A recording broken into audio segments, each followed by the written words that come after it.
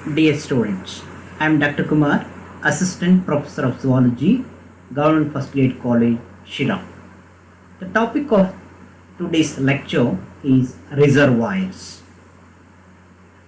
It comes under paper 4, that is insect vectors and diseases.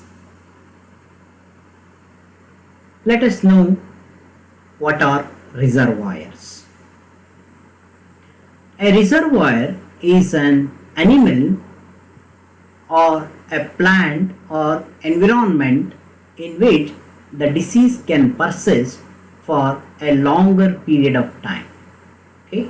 A reservoir is any organism, any animal for that matter, or the plant or any environment in which the disease causing agent or the pathogen will be present for a longer period of time in the environment. Okay, so such animals, plants or the environment is called as the reservoir.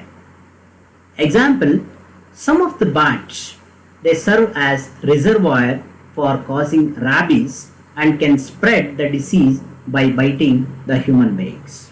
In the same way, the bats and other reservoir species may not experience the symptoms because of built-in immunity.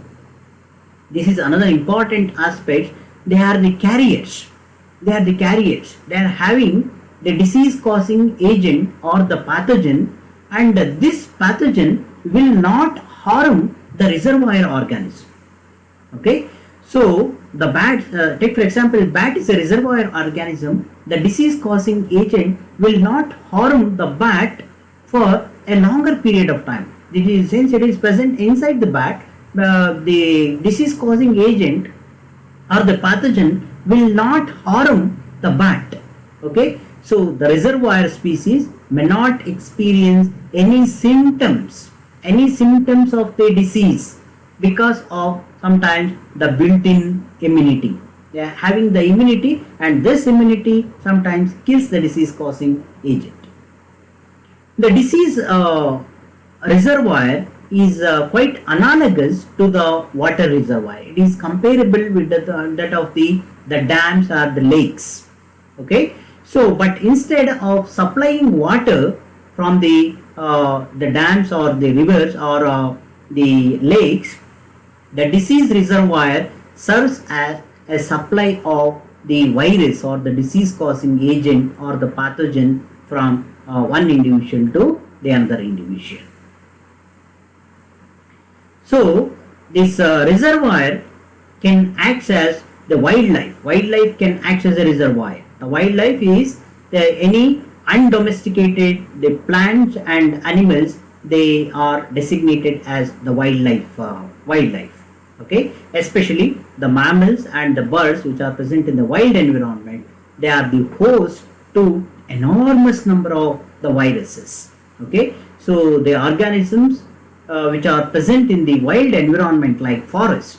Okay, so the various different mammals and the birds, they usually host, they give shelter to the various many number of the viruses which are susceptible for causing the diseases, most of which we have absolutely no knowledge about, even though we know these viruses, they circulate readily in their specific niche. So though we know they cause the disease in their native environment, we do not have the idea of what type of the disease causing agent is present in the wildlife or in the organisms. More often these viruses are very silent.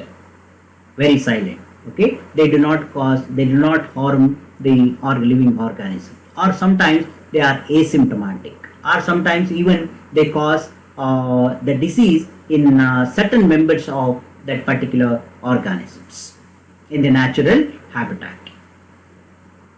In some instances they can infect the other species also. This is very important in wildlife. So this disease causing agent, they cause the infection to the other species. The cross species the infection can be seen. And in rare cases, the cross-species transmission might lead to the human infection also. That is comes under again zoonotic diseases.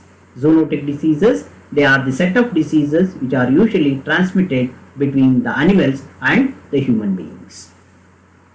There are also some instances where we know the reservoir host of zoonotic viruses that can do not infect the human beings. There are reservoirs, reservoir organisms, they are readily having the disease causing agents and they do not infect the human beings.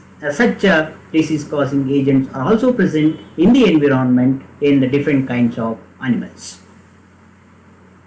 Studies of these animal hosts who are having the effective, the dangerous disease causing agents such as the reservoirs of the viruses, they provide us with the knowledge that the types of viruses circulating in wildlife species. Okay, so this will give an idea about what type of the disease causing agents are present in the environment, their incidence once the outbreak occurs or the disease occurs in their natural habitat. So the incidence of the diseases can be studied, the pathogenicity of their host, how virulent it is, how the disease causing agent is effective in that particular environment, and the potential of transmission, the rate of transmission from one organism to the another organism, from one host to the another host. So reservoirs can be the wildlife or any organisms or any animals which are present naturally in the environment. So especially the mammals, so they act as reservoirs for many diverse number of the viruses which are present in the mammals, usually present distributed in the wild environment. Example, the bats and rodents are the reservoirs for many viruses causing the human and animal diseases, that is the zoonotic diseases. And this will bring the knowledge about the viruses and their reservoirs. It will be helpful for ourselves in making, or that will be helpful in predicting the future pandemic viruses in the environment. So this is all about the reservoir organisms, how the reservoir organisms maintain the disease causing agent over a long period of time, and sometimes for unknown reason the outbreak occurs. Or the reservoir organism, if the death occurs during the death and decaying process, this the outbreak of that particular disease causing agent enters into the environment. So in the environment the outbreak occurs and they cause disease to the various different kinds of organisms, including the zoonotic diseases. This is all about the reservoirs.